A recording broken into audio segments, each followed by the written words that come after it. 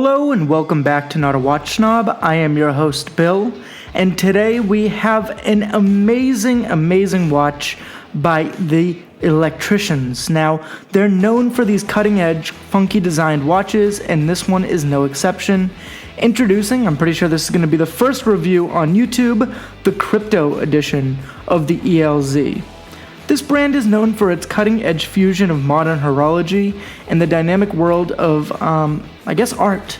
They are developed in their ELZ lab in Switzerland, and they are all special edition and limited edition watches. Now, this one happens to be themed after crypto. Now, I know that's a hot topic these days, what with the halving back in April. I'm still waiting for that to, hit my bank. But, so this watch is no exception. This watch is an amazing example of what ELZ likes to do. They like to make these really funky and in-your-face sort of watches. This one is no exception to that.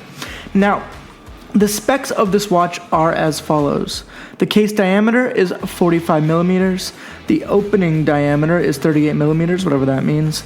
The strap width is 22 millimeters. It has a light function. It is a stainless steel case with a black mass color nylon sheath that makes it kind of scratch resistant, which is awesome. It also has this really cool water transfer decoration, which is kind of gives it this like QR code look to it, which is really nice. It has a K1 hardened mineral glass with anti-reflective coating and a UV reflective green printing. Now, this UV reflective green printing really stands out under the black light. It kind of looks like a radar. It's really cool. It has a water resistance of 3 ATM. And the strap is a 22 millimeter black natural rubber band with UV green reflective paints and a stainless steel buckle. Now, this watch is just really cool because it's got that in-house painted module that offers this really cool light when you hit the button with 5 LEDs. Now, this so happens to be a quartz watch, but don't let that fool you because this watch is an attention grabber.